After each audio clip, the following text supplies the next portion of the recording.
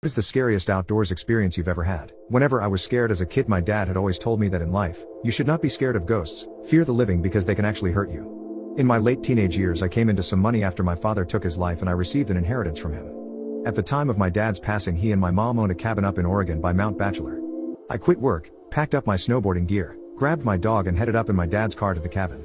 Now this was our family cabin that my parents rented out throughout the year when we were not using it. My first 2 days at the cabin were normal and nothing out of the ordinary happened. The third day came around and I was going through my usual routine of playing with my dog, playing games and watching DVDs. That day it was pretty heavy snowfall, so I did not feel like trekking down the hill to the main road in my car and decided to stay in. That's when things started getting a bit weird. In our area there were only 2 other cabins adjacent to ours. All other cabins aside from these 2 were around a mile away from ours. Surrounding us was mostly forest and very tall pine trees. Both these cabins were empty, and from the past couple of days I knew that no one was currently staying there. Around midday, while outside with my dog, I noticed what looked like footprints in the snow around the area surrounding our cabin.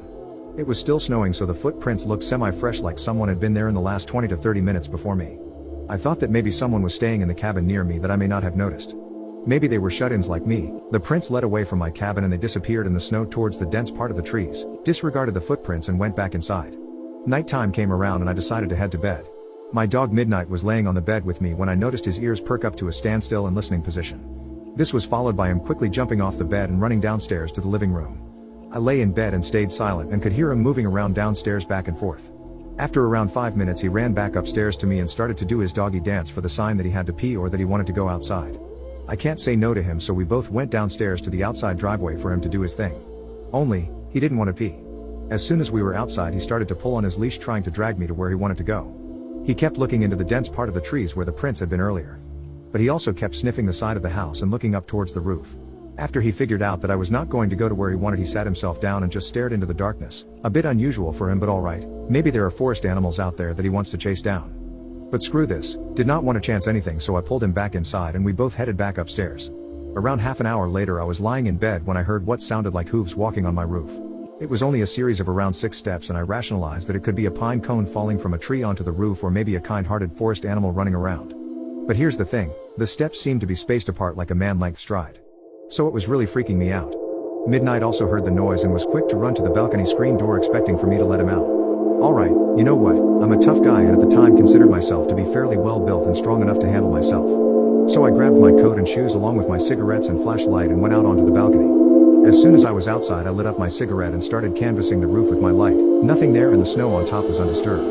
Weird, must have been all my head? What about Midnight hearing the noise? Maybe he was feeding off my fear or paranoia. I started to calm down and relax again. My eyes started to adjust to the darkness and I kept smoking and just staring at the stars and trees next to our cabin. That's when I saw it. In a tree that was a little taller than our cabin and around 20 feet from the balcony, I saw what looked like a man crouched in a squatting position in between 2 branches. It was squatted on one branch and its arms were extended above its head, holding onto the branch above it. I wasn't sure if I was really seeing this thing and stood just staring and sat there motionless. I noticed Midnight stand up and start pacing behind me and lightly barking at the same time. The thing still did not move. I put my cigarette out and was debating on shining the light in the thing's direction, but something in my head kept screaming not to. So I walked backwards to the inside of the room and pulled Midnight with me. Once inside I locked the door and shined the light in the thing's direction, but there was nothing there. I shut the curtains to the screen door and retreated back to bed. But later on in the night I heard light tapping at the screen door, like someone was tapping on the glass with their fingers. It was consistent and did not stop for nearly an hour. Midnight seemed to stare at the door, but he wouldn't go near it anymore. The weirdest part was that I had a feeling like someone was inviting me to open the door. But at the same time I kept hearing my dad's voice in my head telling me to stay in bed and not do it. I listened to my dad's voice and just stayed where I was. Passed out eventually and woke up in the morning and everything was normal.